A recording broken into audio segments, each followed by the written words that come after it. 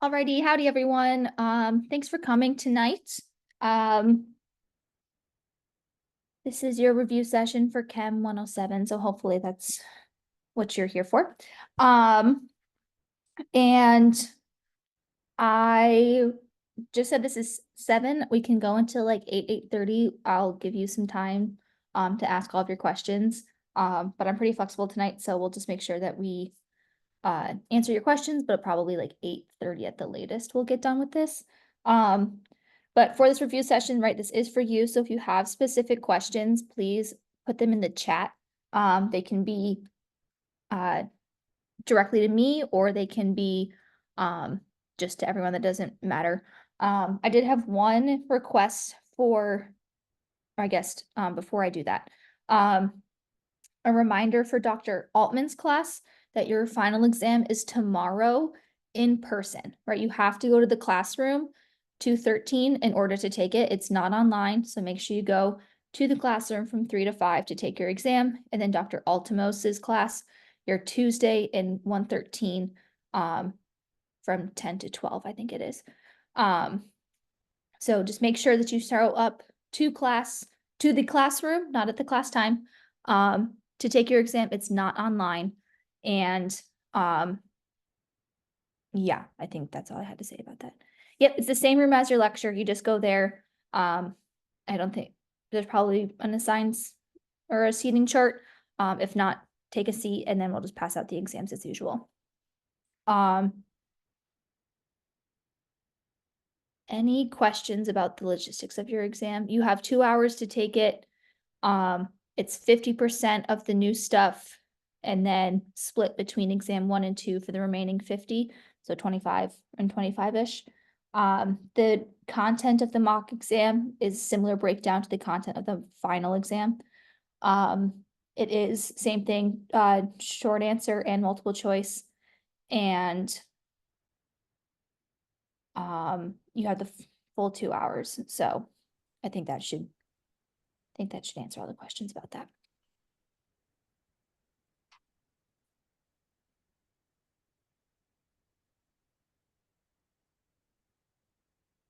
Sure, 90 minutes, but I think it's like 2 hours. Just give yourself 2 hours. Consider it 2 hours for it.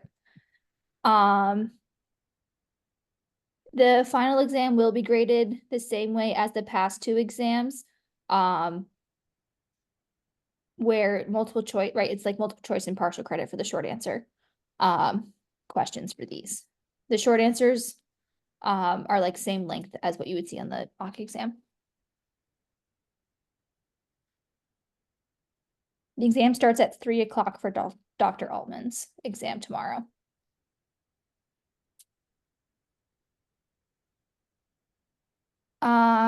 Someone asked if the free response questions are worth as much as the multiple choice. I don't think so. The multiple choice should be worth less. The short answer should be worth more. Especially because you have to show your work and stuff, and it depends on the question.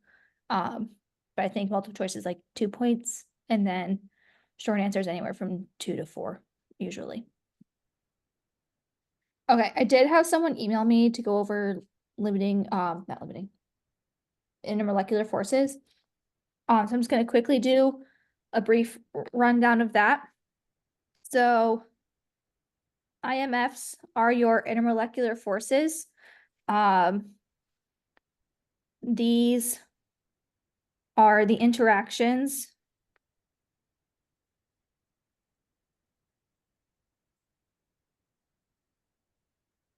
between atoms and molecules. You can have hydrogen bonding. You can have dipole-dipole. You can have London dispersion forces. And then there's ion dipole, ion induced dipole, and then dipole induced dipole. These are within the molecule. And these are between molecules.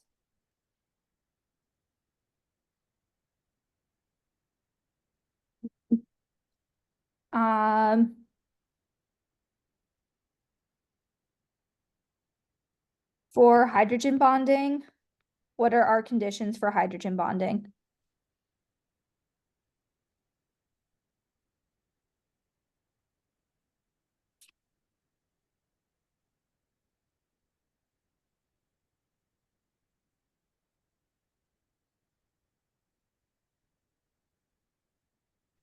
Can you repeat the question?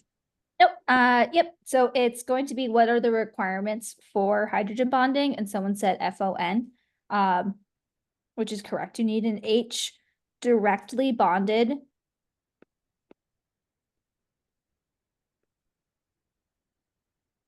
to an F, an O, or an N. So you need H, N, H, O, H, F. Something like this molecule here. This cannot hydrogen bond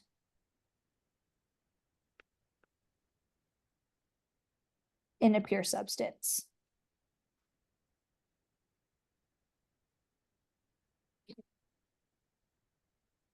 This one can hydrogen bond to water, but as a pure substance or a pure compound, this cannot hydrogen bond because your oxygen is not directly bonded to the hydrogen. Is the molecule that I drew, is that a polar molecule?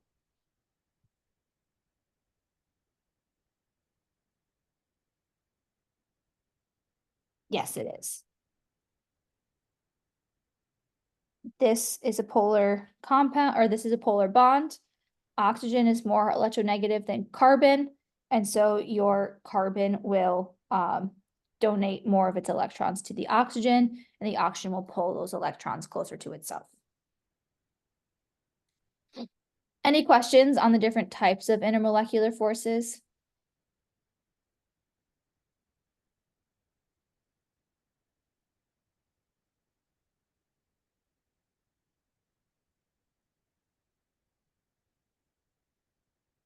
Yep. So you can tell if a molecule is polar or not based off of the electronegativity differences. If you need electronegativities or values, then they will be provided to you in the question. But in your periodic table, fluorine over here, this is your most electronegative. And then francium over here is your least electronegative. So your electronegativity will increase as you go up the periodic table, and it'll increase as you go across left to right over the periodic table.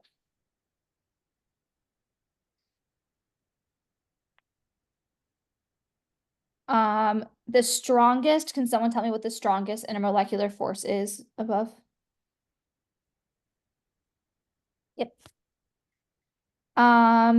So within a molecule, so just like between hydrogen bonding, dipole-dipole, or London dispersion, your hydrogen bonding are going to be your strongest. But this is just looking at pure substances. Hydrogen bonding will be your strongest. Which one's the weakest? Yep, LDF is your weakest. In terms of between molecules, anytime you have an ion, that's a full charge, right? A dipole is a partial charge. Great. An ion is a full charge. Think of sodium plus or chlorine minus. Those have full charges associated with their atom. For dipoles, they are partial charges. So that's why we draw the delta positive and the delta negative, right? Those are partial charges. So the dipole is a polar bond that's bonding with a full charge. So this is a full charge and then bonding to a partial charge. So that one's going to be your strongest between molecules. Except for ion is the strongest. If you have the induced ones, this means that you have a starting nonpolar system. So you would have like sodium plus, and then you would have diatomic fluorine. Diatomic fluorine is not polar when it's by itself, right? Just as fluorine F2, right? That's nonpolar. But if you bring your sodium plus ion close to it, right? This moves closer. Now that positive charge is going to attract the electrons, creating a partial negative on this side and a partial positive on this side, therefore creating an induced dipole. If you removed the sodium ion, then it would go back to being a nonpolar substance. For the ion dipole, if you removed the ion, the molecule would still have a dipole. So kind of think of carbon monoxide. That one would be a dipole all the time, even if the sodium ion was there or not. Okay. Any other questions on IMFs? Remember, if you increase your molecular weight, you're increasing your intermolecular forces. So even if it's non-polar, you're still increasing the London dispersion forces, therefore creating a more tightly bound molecule. So you would have a higher boiling point, right? We'd say increased IMFs equals increased boiling point and decreased vapor pressure. And that's why fluorine is a gas, but then iodine is a solid, because you're increasing the number of things in your system or in your atom, and you're creating more intermolecular forces. Okay.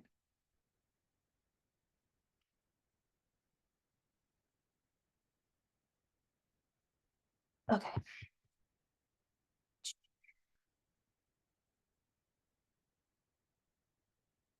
Number 12. So number 12 on the mock finals, what we'll go over first. Yes, yep, Kevin. So because more energy is required to break the bonds, right, there's more more electrons in the iodine, right? There's a lot more electrons in iodine than there is in fluorine. So that means that there's a greater chance that all those electrons would end up on one side of the atom, creating a stronger dipole. And then therefore that would influence the other things in the system. So it's going to be harder to break those bonds in between the iodine molecules.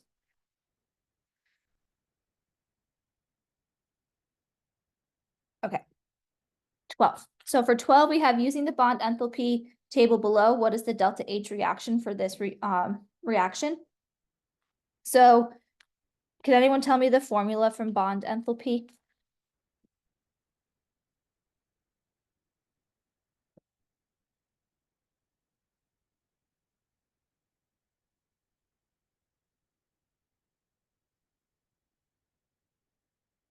Okay.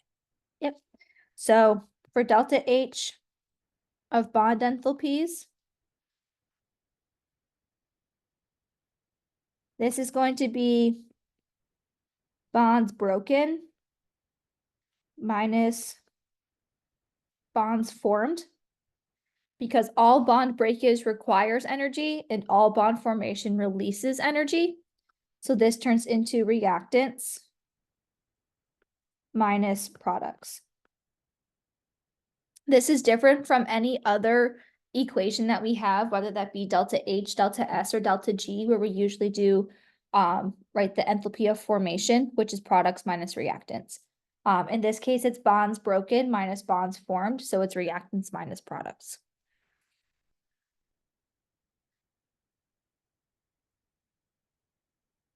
In this case, you want to count how many bonds are being broken. So for CH, we have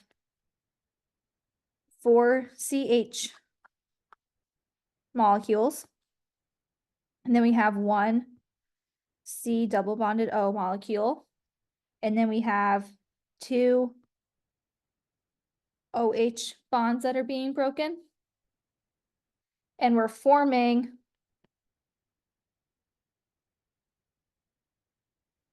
5 CH bonds, 2 CC bonds, 1 CO bond, and 1 OH bond.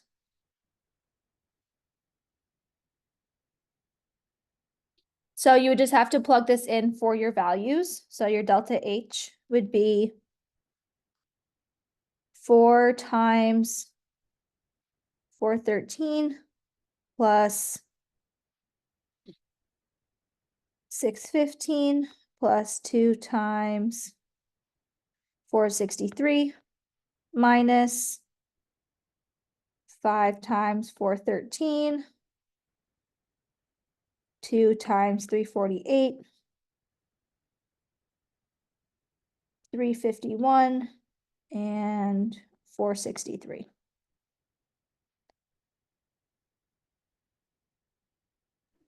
Do you have to break all of them and then reform all of them, or can you just break the ones that you need to break and keep the ones that you need to add? I believe you sense? can, yeah, I believe you can. It is just, and sorry, yes, it is just 1 CC bond. So yes, I do think that if you count the difference, it should be okay. Right, you know that you're only forming 1 CH bond between the left and the right, so you can just say you're forming 1 CH bond. And you're only forming and then you're breaking 1 OH bond, so that would go on the left. But if you wanted to show all of them to make sure you didn't miss anything, then you can do it all of them. But if you are confident that you can see that what you're breaking, what you're missing, or what you're forming, and do the math yourself that way, then that should be fine too. You don't have to do all of them.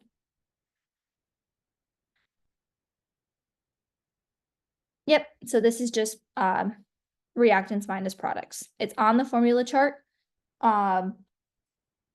And remember, delta H wants to be negative. We want to release energy.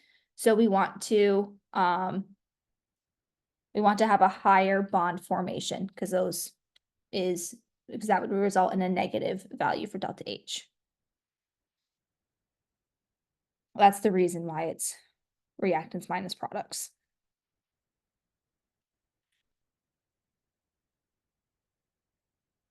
Delta H and delta H naught is just at standard conditions. If it's at delta H naught, more often than not, it'll be at delta H naught.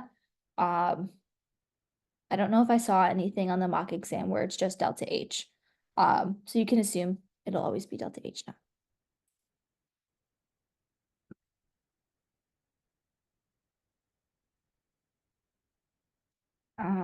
Question 10. Okay, so for question 10, we have for a given reaction, delta H is 165 kilojoules and delta S is 421 joules per Kelvin. At what temperature is the reaction spontaneous? So, right, we can all find delta or question 10 here. What equation is this referring to? Or is our like starting equation for this one?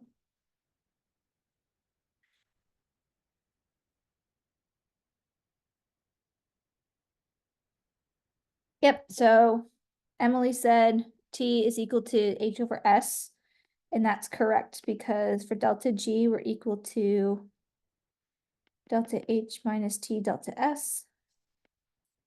which is Gibbs free energy. When does a reaction become spontaneous?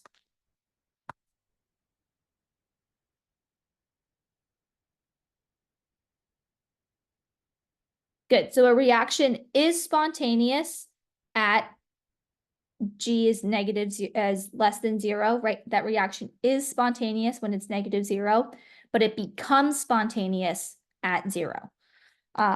So when delta G is equal to 0, now our reaction is becoming spontaneous. So if we can solve for temperature, right, we want to know what that temperature is. We say T delta S is equal to delta H naught, and then divide by entropy. So T is equal to delta H divided by delta S. In this case, the important thing to remember, and I want you to always check this throughout your exam, is that this is in kilojoules and this is just in joules. So you have to change one or the other. In this case, I would probably do 165,000 divided by 421.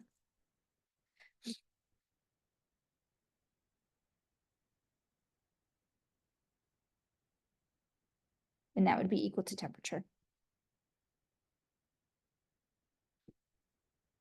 What value do we get for temperature here?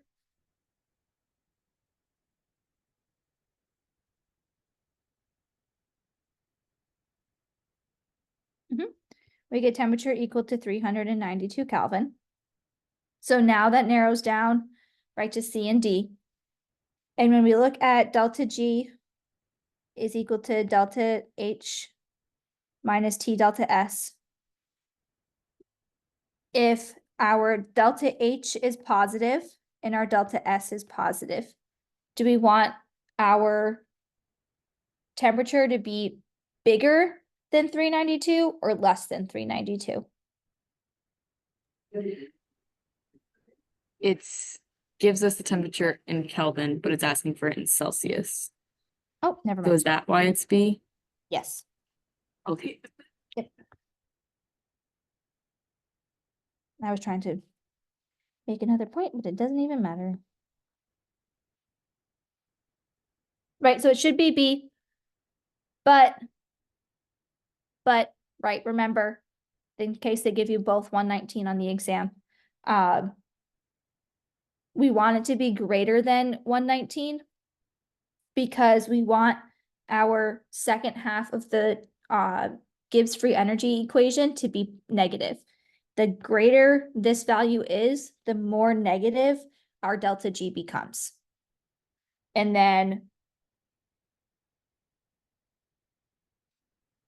if it's negative delta G, then that means it's a spontaneous reaction. So we want it to be, right, and we're asking for a spontaneous, so we want it to be greater than 119 degrees Celsius, and that'll increase our negative value, increasing our spontaneity.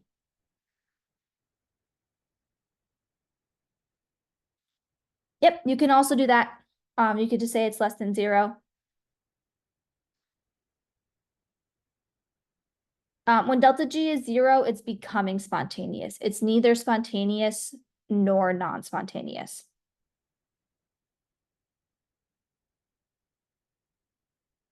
Someone asked, so in this equation, T has to always be in K. For our units, our entropy is in Kelvin, and so our value or our answer comes out in Kelvin when units cancel out. So we would have to change it to Celsius in order for to get our answer choices.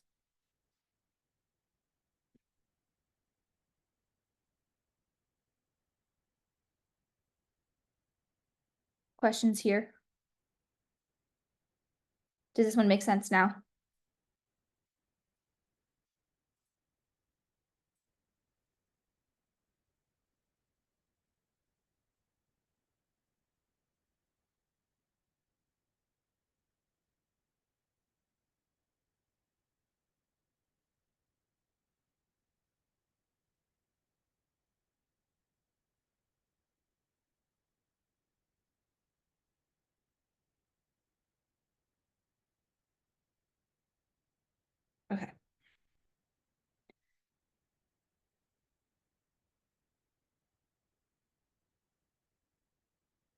Okay, so for question 30, we have if delta G is equal to negative 142 kilojoules for a reaction, calculate K for the reaction at 150 degrees Celsius.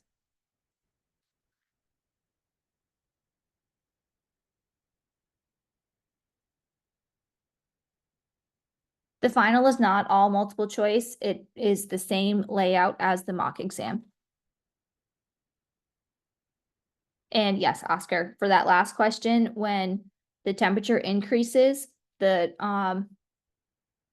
delta G will become more negative, but that's because we had a positive delta H and a positive delta S.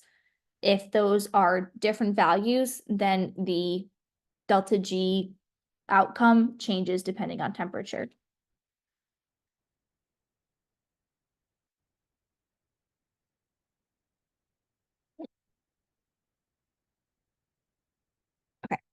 So if delta G is equal to negative 142 kilojoules for a reaction, calculate K for the reaction at 150. What do we need in order to solve this question?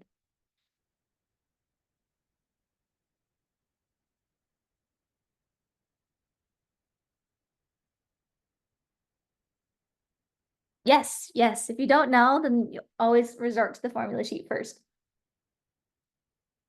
So what's on our formula sheet that'll help us? Yep. Delta G naught is equal to negative RT ln of K.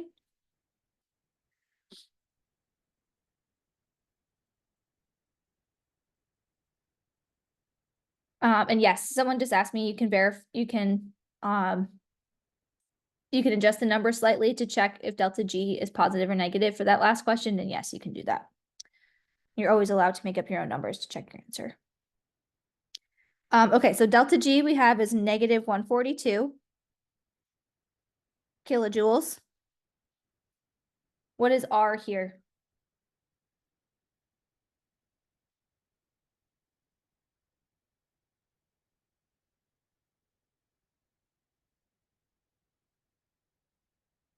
Good. Yep. So this one, right, Sky gave it an 8.314. This is in joules per mole Kelvin. And then someone else changed this into kilojoules and they said it was 0.008314. That would be kilojoules per mole Kelvin, right? Because we saw that our units were different. So this is negative 0.128314. We are solving for K. So what's our T?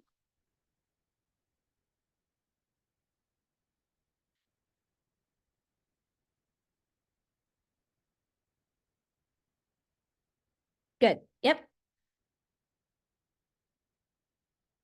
Yep. And you could also convert the kilojoules to joules instead, whatever you prefer. Yep. And we're going to say this is 423, which is 150 plus 273. And then ln of K.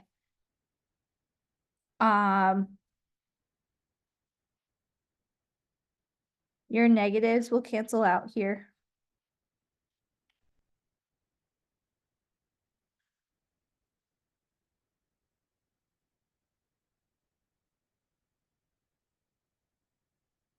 So ln of K will equal 40.377. In order to get rid of the ln, you have to take the E value. So K would be equal to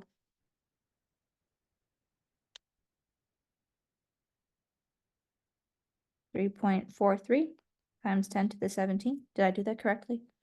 Did someone confirm my answer? Great. What units are we in? Kilojoules, right? It's actually a trick question. K is unitless, so it's just a value here.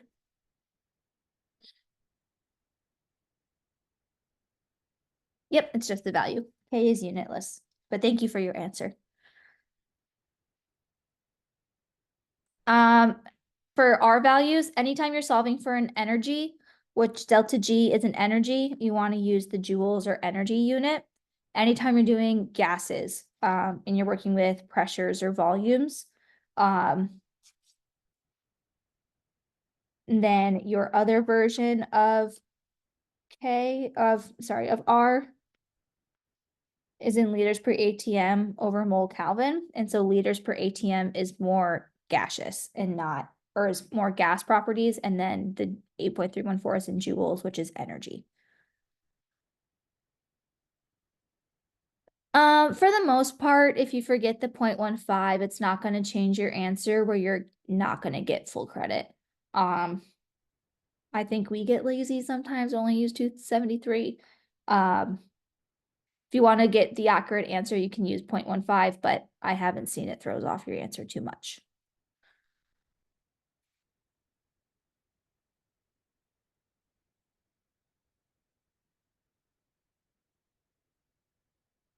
In terms of sig figs when grading, you should have proper sig figs. If you have incorrect sig figs, it will dock you probably half a point. So in this case, we have 142 and 150. Technically, this should be 2 sig figs because 150 only has 2 sig figs. This would be 3.4 times 10 to the 17 with 2 sig figs.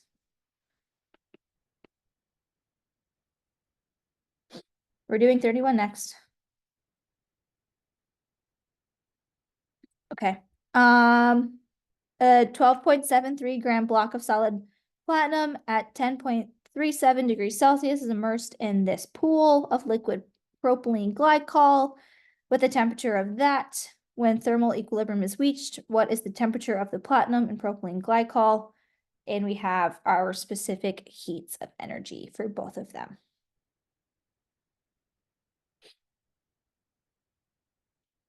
Good. Someone said that we're going to need Q is equal to MC delta T. What else do we need for this equation or for this question?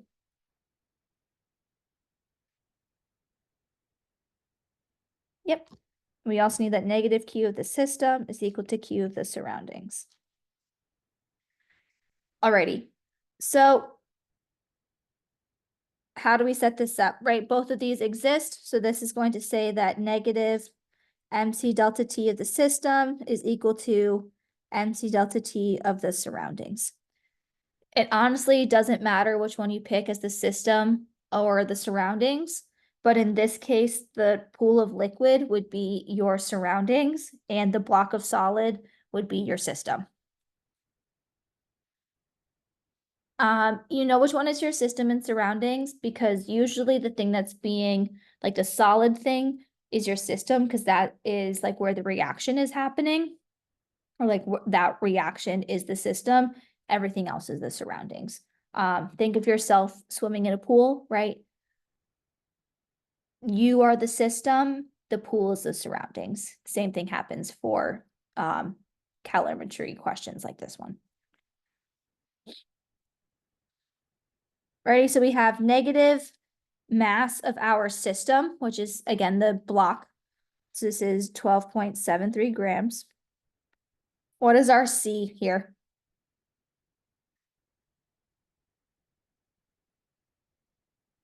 Which one are we using? Yep.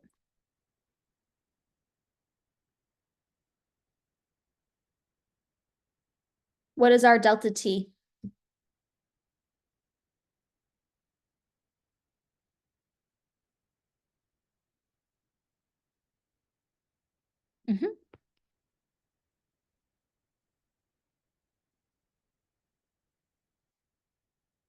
Yep, so we have X minus 10.37. Right, we don't know what our final temperature is, but it's starting off cold. This is going to be the same setup for our propylene glycol. This time we're using 2.50. We also don't know X, and this one is starting at 60.81 degrees Celsius. where should our yes, so if the constant was given in joules per Kelvin, so if your specific heat was given in joules per Kelvin, you would have to convert your temperatures to Kelvin. Do you? No, actually, in this case, you wouldn't, because the difference between them are the same, whether it's in Kelvin or Celsius. It's just whether it's given, whether it asks you for the final temperature in Celsius or Kelvin. In this case, it doesn't matter. Alrighty. I always say it's better. So someone asks, is it good? Is a good rule of thumb to just change it? Or can you generally just leave it? I always abide by the rules to just change it. It's an extra step, but it'll save you in the long run in case you make a mistake, unless you can't assume you can just leave it. If you don't 100% know if you can leave it, always just change it. Alrighty. So anyone know what the answer is for this one?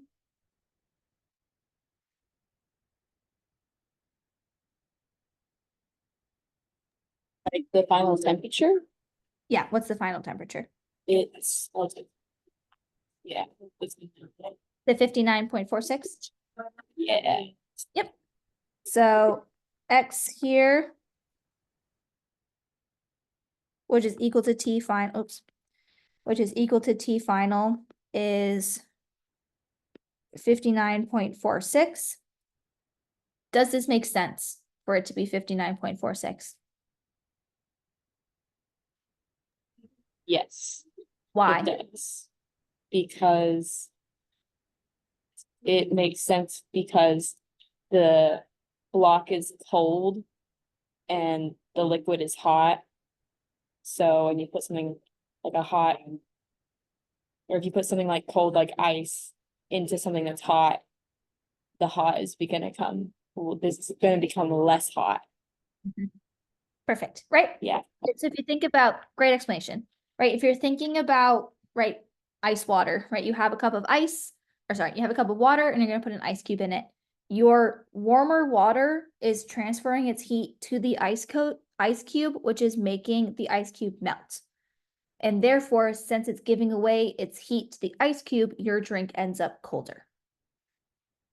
So and then this value of the specific heat is much higher than the specific heat of the metal. And so it's going to have a harder time changing its temperature. More energy needs to go in it.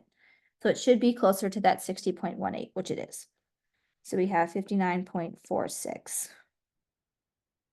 So what's the relationship that you had just said, what, like relating with the C, Yep. the specific heat? So, yep, the higher the specific heat or the higher the C value, the harder it is for it to change its temperature. Water has a very high specific heat. It takes a lot of energy in order for it to change its temperature and change the value of it. That's why like water takes so long to boil. You have to put a lot of heat into it in order to raise its temperature. Where the platinum, on the other hand, right, has 0.133. That is not a very high specific heat, and so it's more easily going to change its temperature. So the higher the C, the harder it is to change temperatures. Or more heat is required to change its temperature. Okay. Okay, just to finish off the free response here.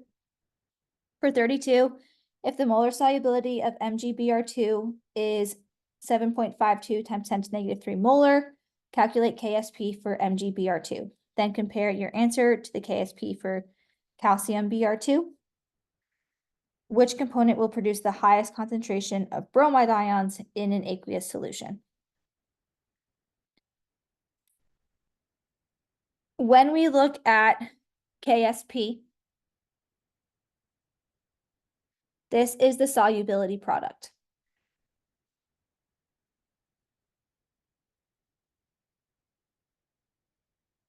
So for magnesium bromide, this is usually solid, but what ions does this break down into?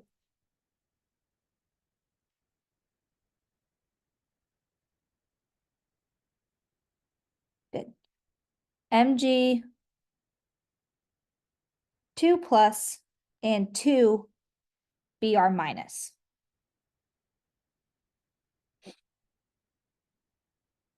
Yep, right. Bromine will always have a -1 charge. We have 2 of them. Magnesium always has a +2 charge. So that's why we need 2 of the bromine. If we were to write out an ice table for this, this is solid. We don't care about it.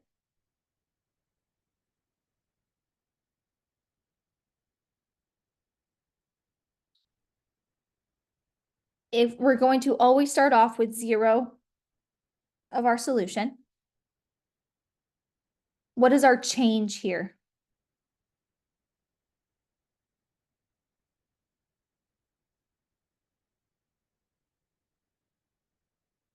What do you put into X? Good. Plus X and plus 2X. So at equilibrium, we have X and 2X. We're given that the molar solubility is 3.52 times 10 to the negative 3. What does that give us? What does that tell us?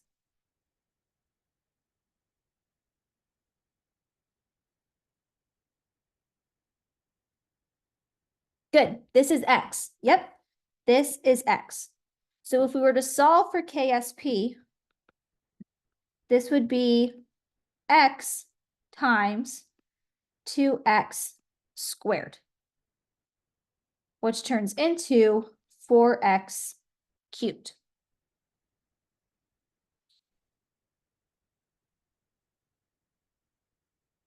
We can therefore plug in 7.52 times 10 to the negative 3 cubed, and we get that KSP is equal to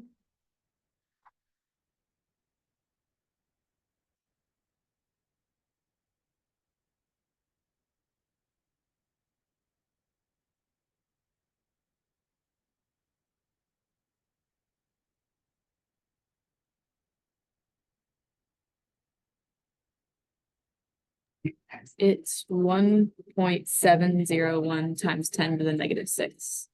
Thank you. Okay, 1.70 times 10 to the negative 6.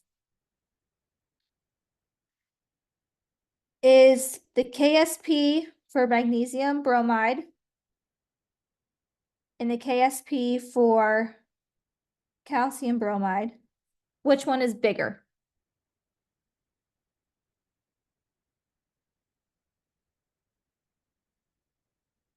Yep, MgBr2 is bigger. So if the KSP for MgBr2 is bigger, is that going to produce more or less bromine ions than calcium bromide? It'll produce more. Right? It's more soluble. We have the higher the K value, the more it's favoring products. And so in this case, it's going to favor more products for magnesium bromide over calcium bromide.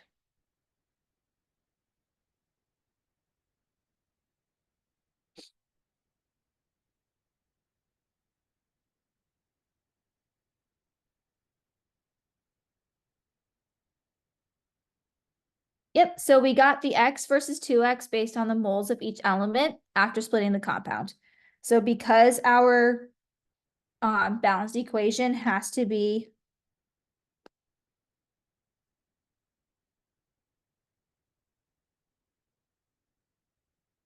have 2 bromines in order to match the 2 bromines here. That means it's going to have a change of 2X because we're using that coefficient in front of it.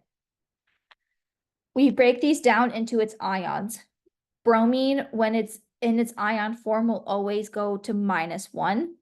And it does not stay as just bromine. It has to break down into its ion form.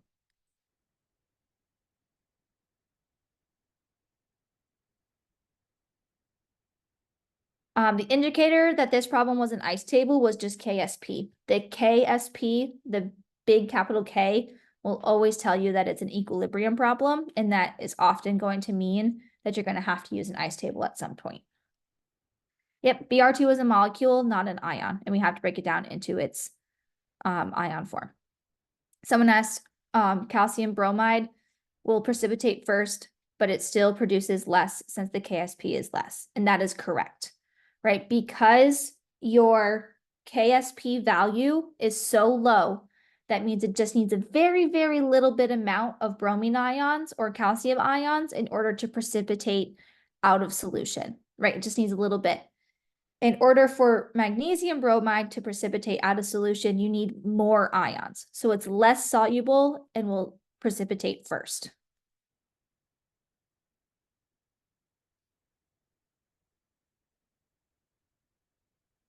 Yep, so how can you tell if it's going to be plus X or minus X? For the most part, it'll be products are plus X, reactants are minus X. You have to form products here because you have zero. You have to have an equilibrium, and the equilibrium cannot ever be equal to zero. It has to be greater than zero. So you have to produce some products in order to produce some K value. Yep, and then you plug in the molar solubility into X. That's the definition of molar solubility, is this X value here.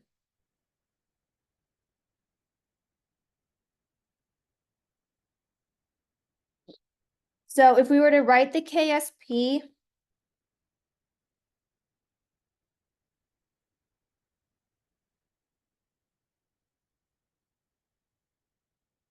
if we were to write the KSP for magnesium bromide, how do we write K? Products over reactants or reactants over products?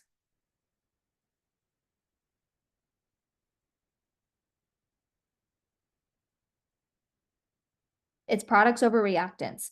So your magnesium here is going to be the concentration of magnesium 2+ ions.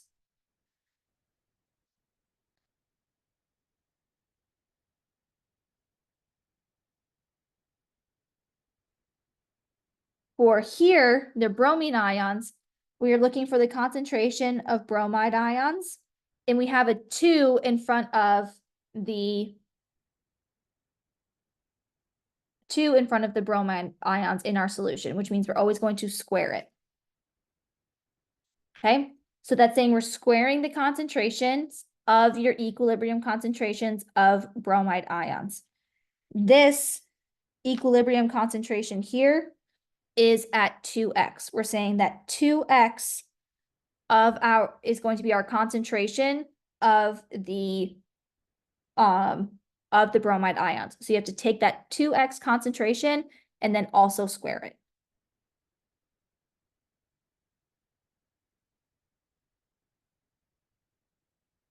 Yep. Yep, Oscar, that's correct. And I put more because, I don't know.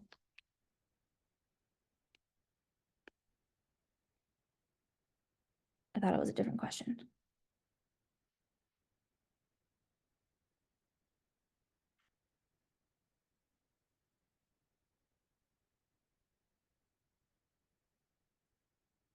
What other questions do we have about 32?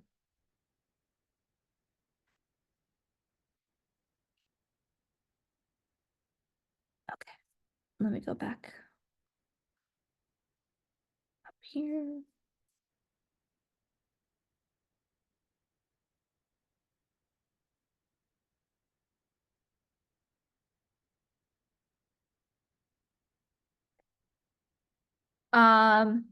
So Olivia Cooper, I went over question 2 in my review session on Monday. So that video of how to do that is posted on YouTube. So for that one, and if anyone else is looking for question 2, just go back and rewatch that video. And that explanation is already there.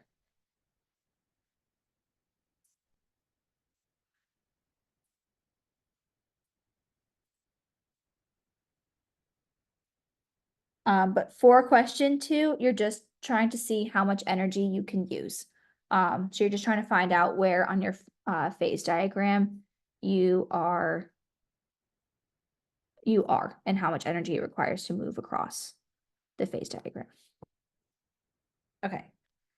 I'm gonna do 6 first.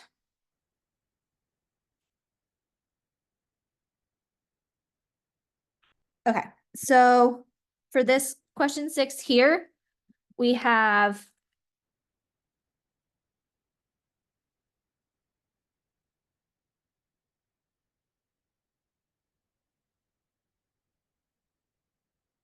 yes, so all of my old review sessions are posted on YouTube. You should be able to get them under the office hours page on Canvas. Feel free to poke around on my YouTube as well. I have review sessions from all the classes I've TA'd so far. And I think 2 semesters ago, I sat down and actually took your mock final on Zoom. So you can see some my thought process there from an old exam as well.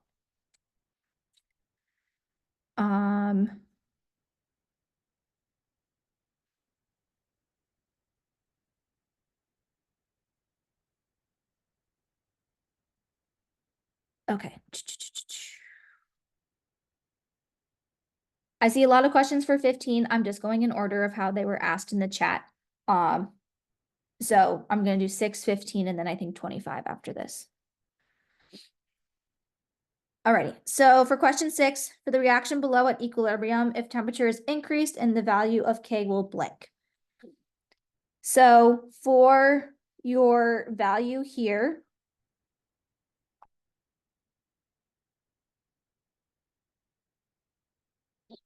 you have this one here, and your delta H is negative or positive. It's negative. Negative. And does that mean it's endo or exothermic? Exothermic. Good, that means it's exothermic. So if it's exothermic, that means that it is produced with your reaction. So I want you to think of something that is exothermic as the heat being a product.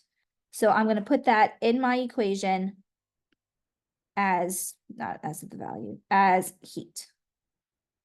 Right? It's acting as a product. So if our temperature is increased, we are increasing a product. If we increase the product, which way are we going to shift? We're going to shift to the left. Okay? If we're shifting to the left, what happens to K?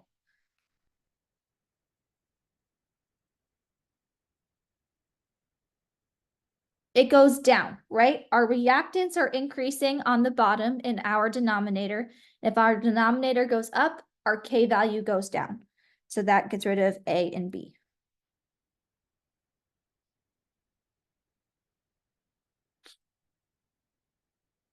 If the volume is increased, Q becomes greater than K, and the equilibrium will shift to what? Right? So if Q is greater than K, which way are we shifting?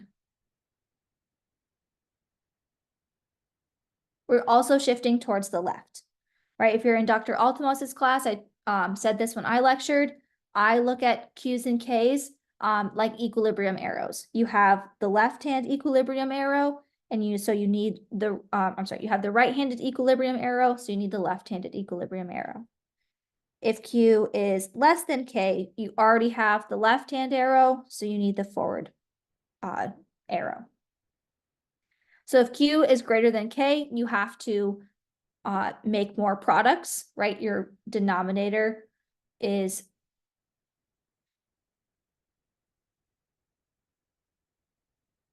sorry.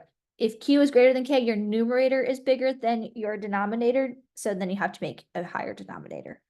So this one is decreases into the left. Can you explain like what you wrote in purple down there again? Yep. So this is just like a visual cue.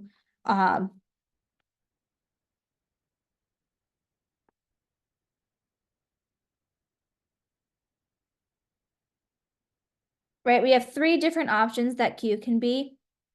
Q can be equal to K, and in this case, that looks like the equilibrium arrows, and so you're at equilibrium. If Q is less than K, then I like to say, okay, I already have a left-handed arrowhead. I need the right-handed arrowhead. So in order for me to reach equilibrium, I need the other side. I need to go to the right. For Q is greater than K, I already have the right arrowhead. So in order to reach equilibrium, I need the left arrowhead. And so I have to shift towards the left and make more reactants.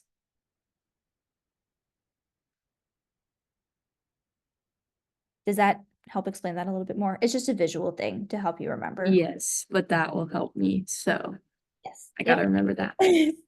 I like to give everyone the options. It might not work for you. You might just know Q and K, but I don't know. I struggled with it, and that's helped me remember 7 years later. So if it helps you out, I'll give it to you. Could you explain more on the products and the reactants? If you increase the reactants, that's what happened, and if you decrease, and I'm a little confused with understanding that. Yep. So in terms of just like generally, not necessarily to this question, just like In general. Yep. So if we're looking at just a regular reaction, A plus B goes to C plus D. Things can happen where your reactants and products will change. So we're saying that we're adding a stress to the system where let's say we added more A to our product, right? We're adding more A to our, not to our product, to our system. That means we're increasing A's concentration for that system at the time. K is going to be C times D over A times B. If we're increasing the concentration of A, what happens to the values that we're plugging in for our equilibrium?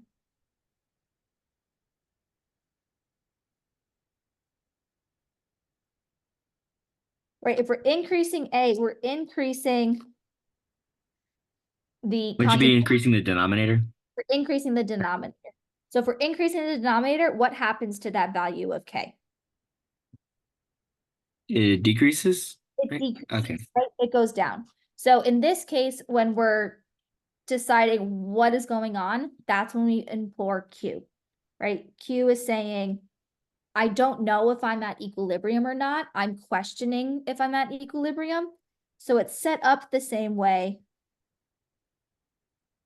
as K, but now we're saying, okay, I increased this. That means that my Q value is less than K. So if Q is less than K, I have to make more products. In order to get to equilibrium, I have to make more products. And someone said the hill and valley visual. So I'm saying I created a hill over my A. In order for equilibrium to reestablish, I have to push my hill over towards my product side in order to level out my system again. In the same sense, I could decrease my A value. And in that case, I would be creating a valley underneath my A. And so in order to reestablish equilibrium, I need to fill the valley of my A. And so that means I need to make more reactants. Does that help you a bit? Yes. Okay. And then the same thing can happen for the product side. Right. I think the hill and valley is a good visual cue. But you can also plug it into Q if you're a numbers person. So is it just in general, if you increase the A from the K and that would decrease it, would it also, it still also affects the Q, which would make it less than K in the example you had just mentioned? Yep. So anytime you're like increase or decreasing a reaction, you now are solving for Q and you're comparing that to K because K is always equilibrium. Q is not equilibrium. So if we were to increase the the numerator, and I would understand that you would also increase that for Q. Would Mhm. that be in the sense that Q is greater than K, or is it still it's greater than K in that scenario? It would be greater than K in that scenario. Okay. Yep, so then if you increase your products, now you have to make more reactants in order to equilibrate your system again. Okay.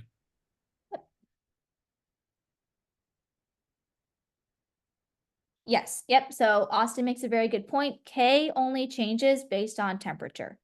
And that comes into play with endo and exothermic, right? You can have A plus B plus heat, like for exo. So if we increase temperature for exo, we're going to create more products. If we decrease heat, we're going to create more reactants.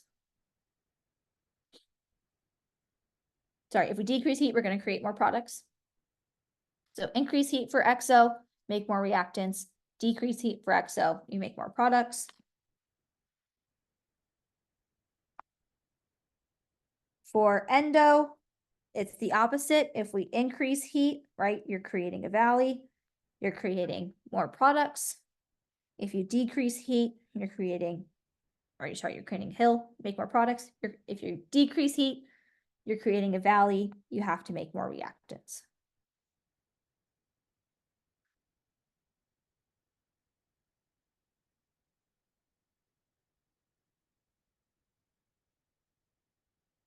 Yep, so for endo, it's going to be on your left-hand side of the reaction.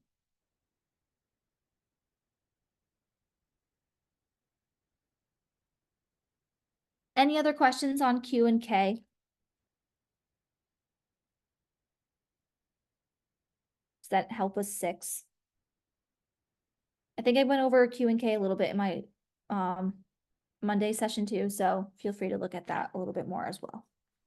Okay, I think we had a lot of questions on 15. What time is it?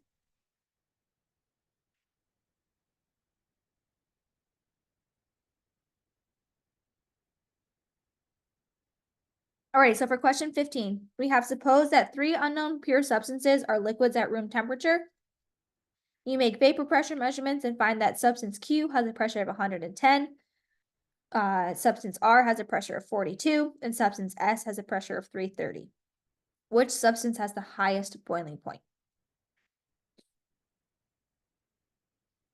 So we talked about this at the beginning of the session. If we have high IMFs, what does that mean about our boiling point? High boiling point. We have a high boiling point. What does that mean about our vapor pressure? We have a Say low low. vapor pressure. Yep. Which one has the lowest vapor pressure here?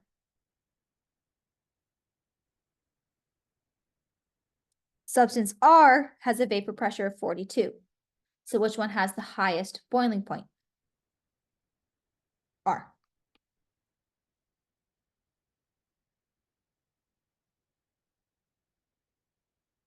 Since we're here, I'll just do 16. Which of the following statements is true regarding reaction rates? So if temperature decreases, reaction rate increases. Okay, so sorry, before we do 16, switch back to 15. What is vapor pressure? This is the pressure of the gaseous molecules. So if you had a pot of water and you were trying to boil it, but instead of steam being let out, it was a closed system, like your top has no way for the gas to escape. The vapor pressure is the pressure that the gas bubbles would make on top of your water. So it's the pressure of the gas. Right, so that's related to boiling point, because to boil, you're getting stuff into the gaseous phase. Okay. Question 16. Which of the following statements is true regarding reaction rates? So if temperature decreases, reaction rate increases. Is this true or false?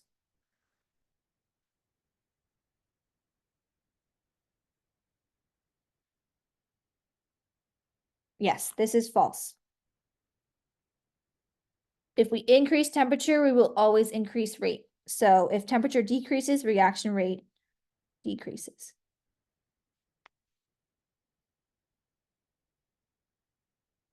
Sky, I really like that. For anyone that might need a better vapor pressure explanation.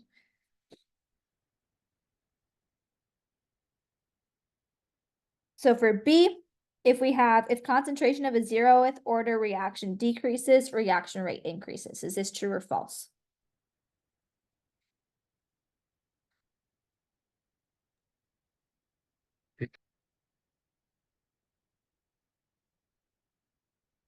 Did we say false or true?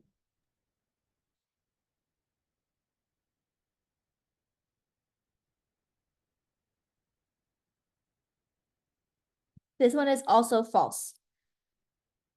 What do we know about 0th order reactions? Are they concentration dependent? No, they're not.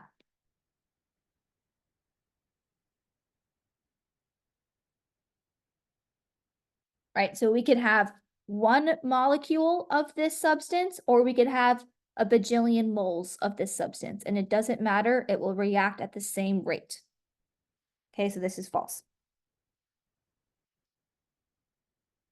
If activation energy decreases, the reaction rate decreases. Is this true or false? This is also false. Your activation energy is this portion here. So if your activation energy decreases, then your reaction should increase.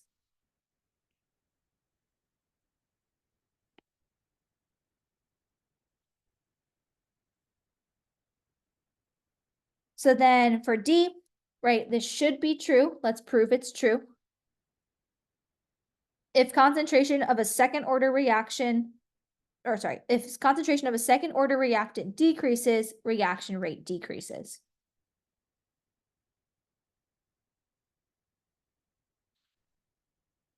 This is true. Yep, this is true. When we look at our integrated rate law for second order,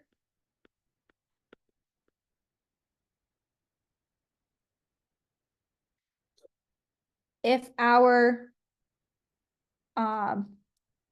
concentration here is decreasing, that means that, right, our concentration dependent second order is going to decrease even more than original, right? So it's concentration dependent, it will decrease linearly with that. Or sorry, not exponentially, logarithmically, something like that. It's going to decrease, right? It's concentration dependent.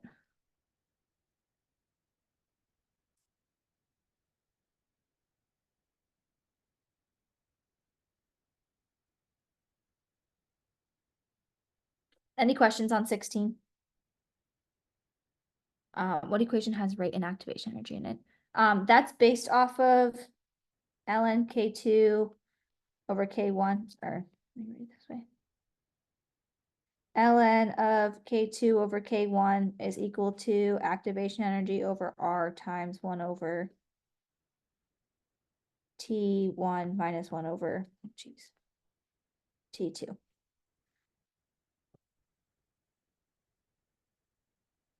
Yes, Cameron. So if it's anything other than 0th order, if your concentration increases or decreases, your reaction rate should also increase or decrease, right? So if it's the third order reaction and your reaction rate increase, or your concentration increases, your rate should also increase, right? As long as it's concentration dependent for second, third, fourth, fifth, whatever, then your rates should increase along with your concentration increase. And therefore decrease along with your concentration decreases.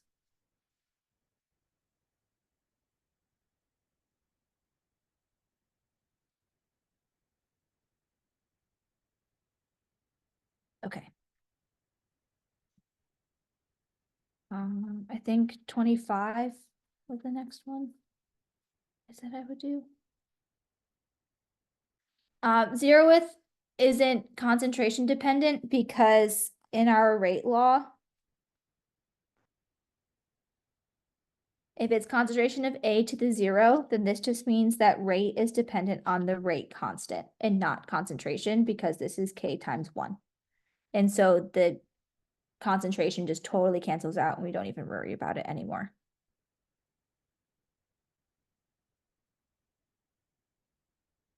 Julian, I would say probably not like the straight up Arrhenius equation. I would say the combined one, like I wrote here, is more likely.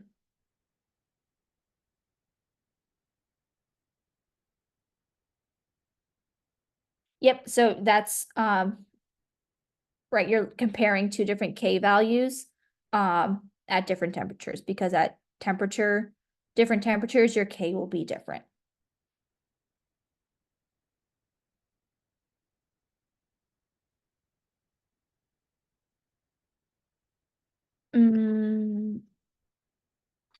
Austin, I don't understand your question.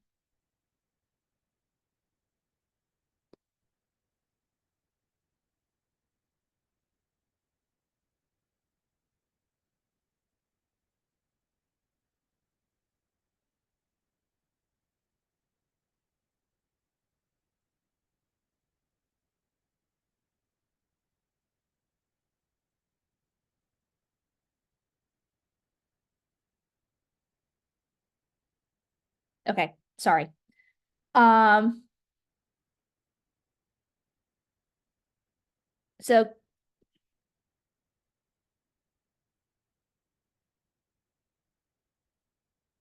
C is false with that equation. So with that specific equation, we're not looking at, so with this specific equation, C does not relate to it. For this one, you want the Arrhenius equation, which is the E to the EA over RT, I think it is. I don't know, there's a K in there too, I think, I don't remember. Whatever that it's on your formula sheet. So you just have to look at the exponent of A and see what changes there. For your Arrhenius equation.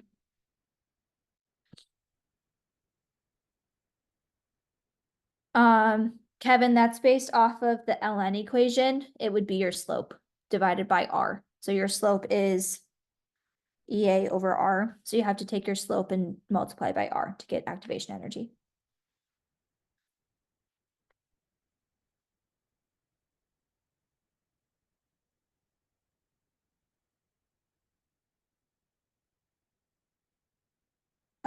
Okay, I think I did 25 I did in my review session on Monday.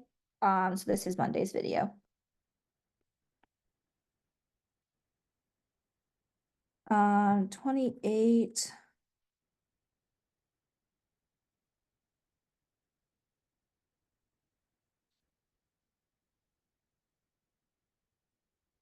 Okay, so for 28, we have compare the following gases at the same temperature. This is very important. Fill in the blank with the appropriate word from the parentheses. So HE has the fastest or slowest average molecular speed for the three gases. So this is your Boltzmann distribution. So at the same temperature, your lightest moves fastest and your heaviest moves slowest.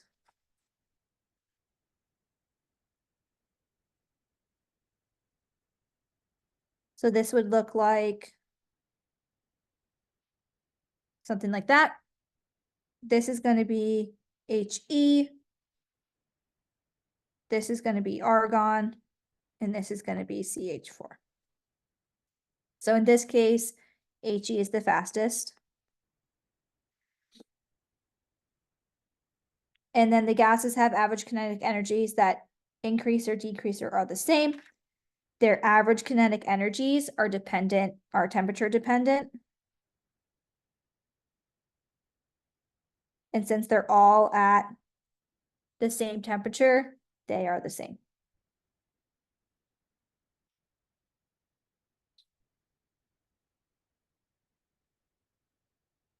For 27, Is delta H going to be a reactant or product? Air quotes.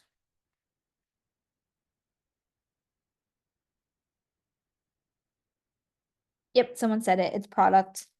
So we have N2 gas plus 3H2 gas goes to 2NH3. And this will be plus your heat, right? One heat. This you can just solve like any other molar equation that you have. So if we have 1.323 grams of H2, 1 mole of H2 is 2.02 grams. Using our molar ratios, we have a 3-to-1 heat. So every 3 moles of H2, we get 1 heat. You can then say whatever this value is.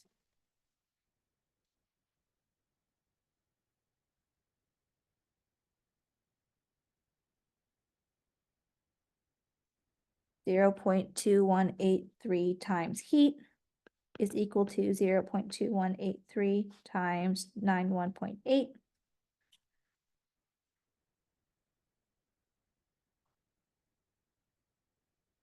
And that means that 20.0 kilojoules released.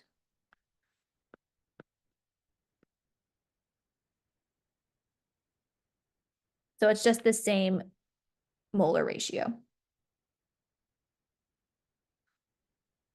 Right, it's like solving for how much product can be, right, how many grams of product can be produced, but this time you're solving for the amount of heat that can be produced. Kevin, it means that they are equal kinetic energies.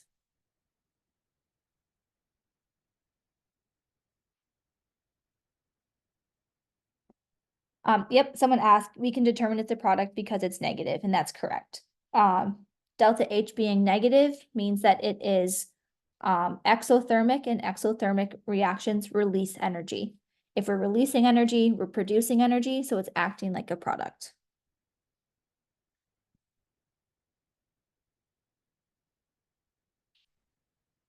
Actually, nothing would change if heat was positive or delta H was positive. You would just be using the same molar ratios. If this was positive 91.8, then your answer would still be 20.0 kilojoules required. The only thing that would be changed is that you have to say that it's absorbed or required in order for the reaction to happen. Nope, I think negative 20.1 kilojoules or 20.1 kilojoules released, that would be the same answer. Negative 21 or negative 20.1 kilojoules released, I think is either redundant or a double negative. So just pick either one. I didn't use an equation here. I just used our molar ratios. So I used that we had a 1-to-3 to 2 to 1 molar ratio. So that's back from the beginning of the semester, like exam 1.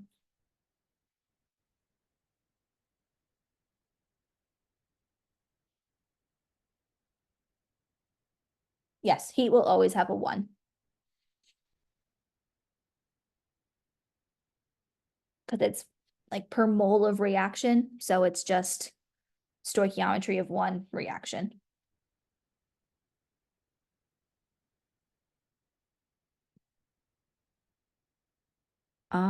Okay, I've lost track of questions that I really need to go over. I think I've hit a lot of them. Is there anyone that someone still needs? Probably the rest of the exam, Allison.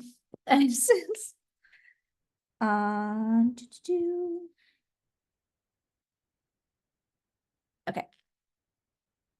So for 17, we have the elementary steps from the formation of nitrogen and water from nitric oxide and hydrogen are given below. What is the overall reaction or the overall rate law for this reaction? So what reaction determines, or what step determines our rate law? The slow step. Yep, the slow step always determines our rate law. So if they're broken down into elementary steps, can we use the coefficients?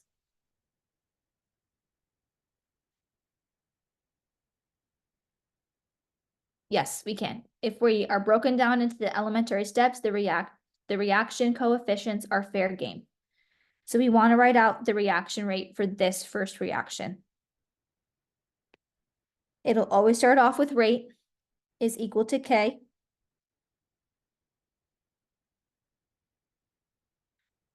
What else? What goes into the rest of this rate law?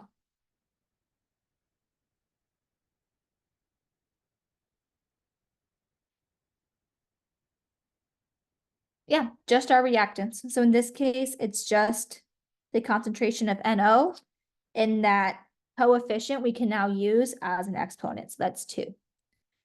This is different from capital K equilibrium, right? This is using your rate laws. You just do reactants for your rate law. You don't really determine if it's rate or fast or slow. It would probably be given to you.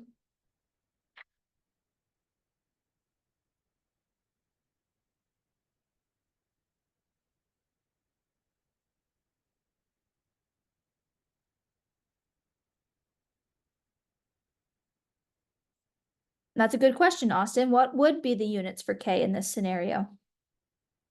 We can assume I don't know how to spell this. Whatever. Just say it's 1/seconds for your time. Right? Your rate has to be in molarity over seconds. So what are our units for K?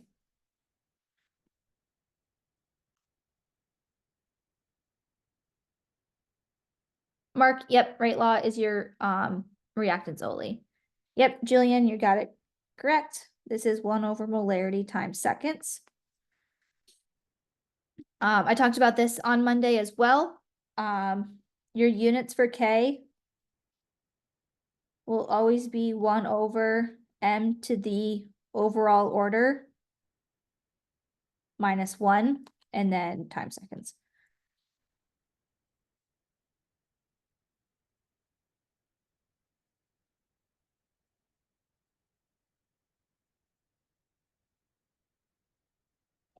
Is that the rate units? Because I asked Dr. Altman today during office hours, and she said that K doesn't have a unit. This is little k. Yes. Oh, Big K, no units. okay. I forget that K is now a constant. Okay. Yep. Yeah, you have various Ks, right? You have big K for Kelvin, but then big K for equilibrium. So just make sure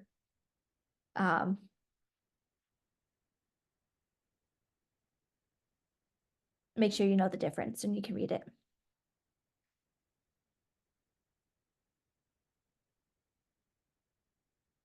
Yeah. Yeah. And someone asked what smart guy society use the same variables. You know, I wonder the same thing. And it's like, why couldn't we use like capital B and little b where they look different? You can use the same variable, but switch it up a little bit. There is no H2 squared because H2 appears in our fast reactions and your slow step determines your rate law. So since H2 is not in our slow step, that means it's not dependent on, our rate is not dependent on the concentration of H2.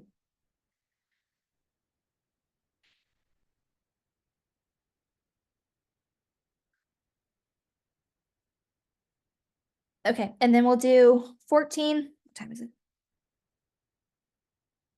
Hold on, I have to turn my oven on real quick and then I'll answer this question.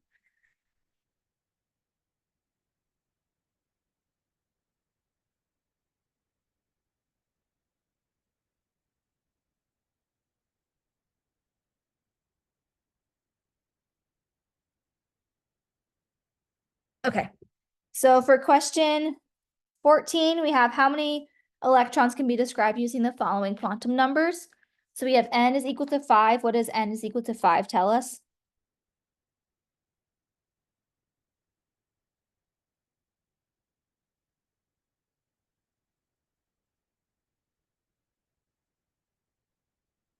Sorry.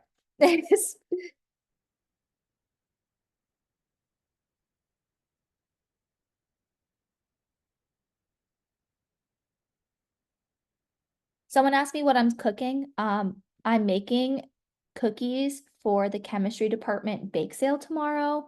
So if you have, or if you are on campus by the chemistry buildings, as in like the H2O fountain, there will be sweet treats available. Jesus Christ, who keeps calling me?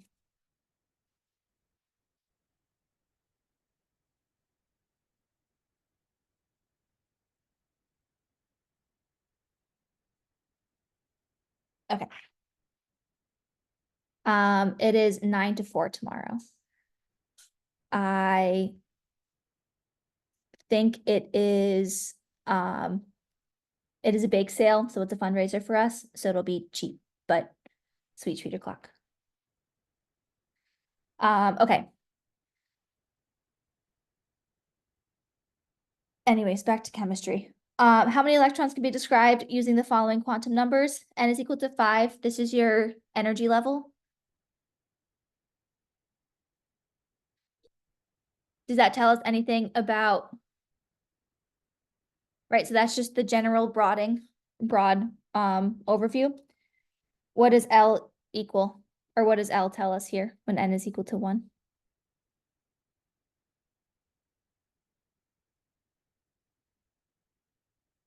Yes, this is the p orbital. Right, if L is equal to 0, we're in S. If L is equal to 1, we're in P. If L is equal to 2, we're in D. And if L is equal to 3, we're in F. So if L is equal to 1, we're in the p orbital, or in the p subshell. Sorry, that is a distinction. So if we're in the p subshell, how many orbitals does the p subshell have?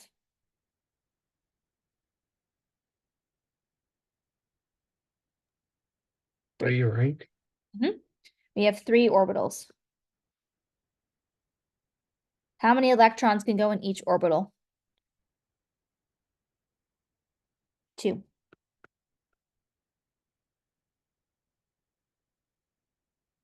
So how many electrons can be described from n is equal to 5 and L is equal to 1? Yep. This is 6 electrons total.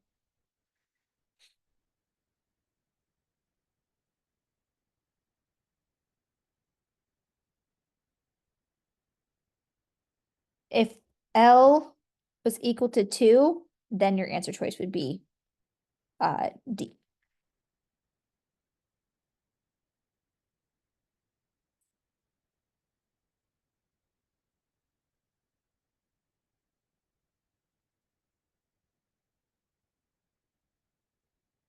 Yep, the n value here does not matter at all. Yep, the n doesn't matter.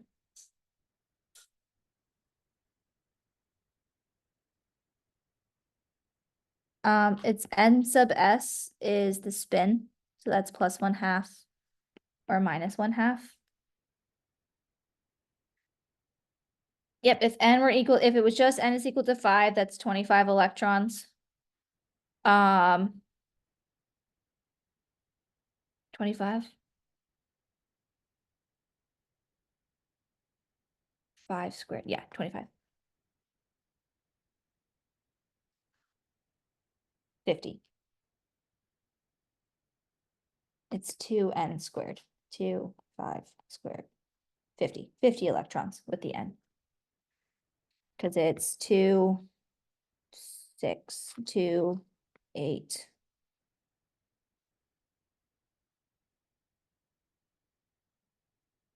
Two, 8, 18. Stuff like that. What is it? next? 4, 16 times 2, 32. And then 50, yeah.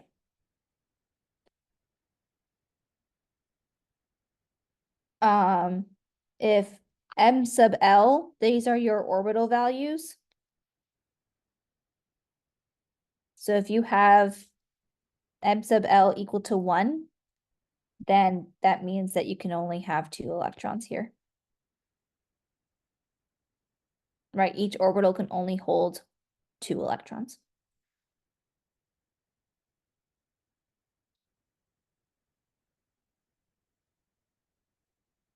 Alrighty, you have until my oven beeps. Yep, in this case, M sub L could be -1, 0, or 1 for these potential values here.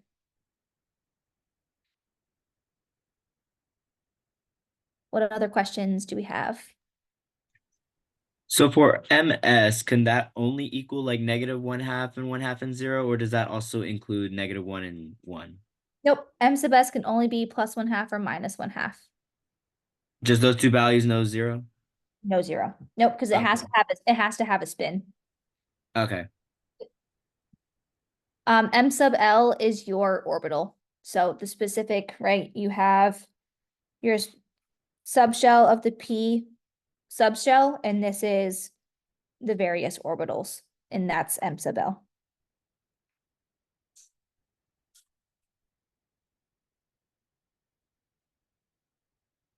Yep, ionization energy is the ability to remove an electron from the outer shell. So if you have 1 electron here, and right, you're in the second energy level, so there's only 2 shells.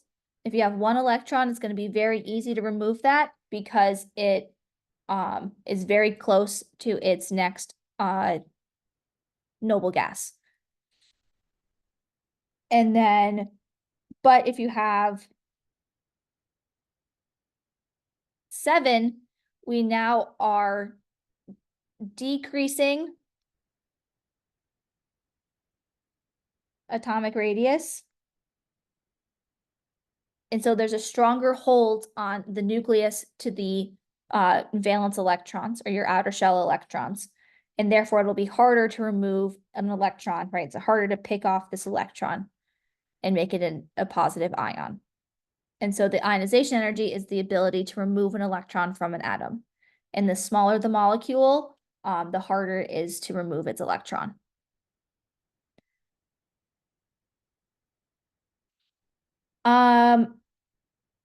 Yep, high ionization energy is harder to remove. The exceptions are the the third, it goes up to down, up, down.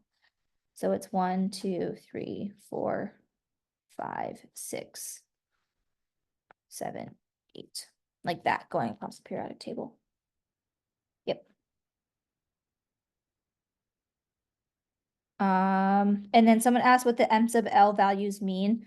The values don't really matter too much in terms of M sub L. It's just pointing to a specific orbital. It'll tell you its orientation. So in terms of -1, 0, and 1, it's telling you the X, the Y, or the Z orientation of your orbital.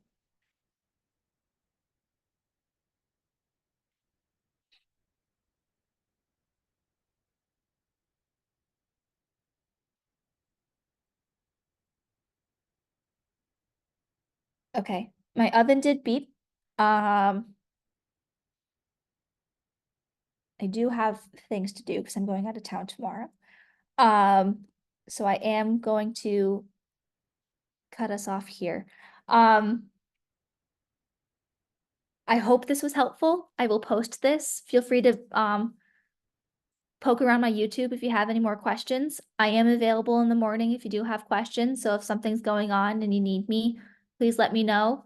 I'm happy to help you. Thank you so much for coming. This has been really a great semester. Thanks, guys.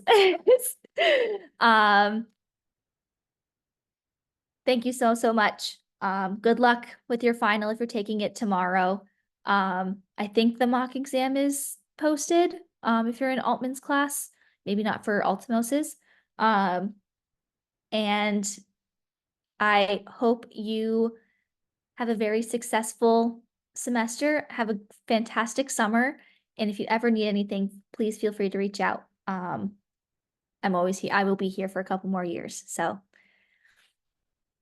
yep. And as a reminder, if you're in Altman's class, it's tomorrow in person, 3 to 5. And in the same classroom as class. Yep. Thank you so much, guys. Have a great evening. And then come to our bake sale if you want some sweet treats. Thank you. Thank you.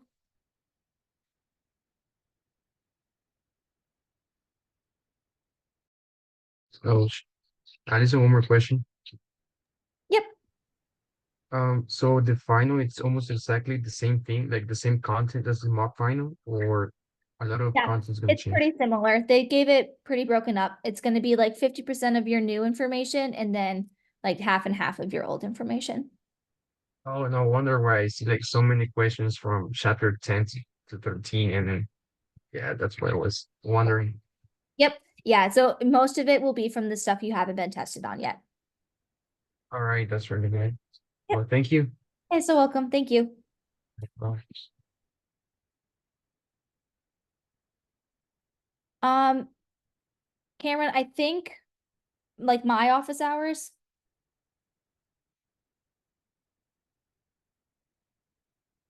Are you in Altman or Altamos's class?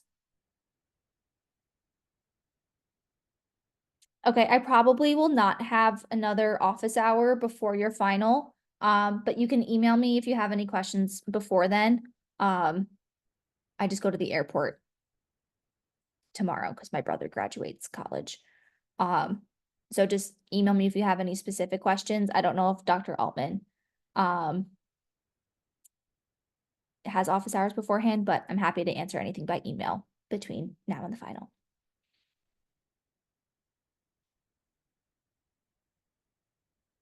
Alrighty, thank y'all. Appreciate it.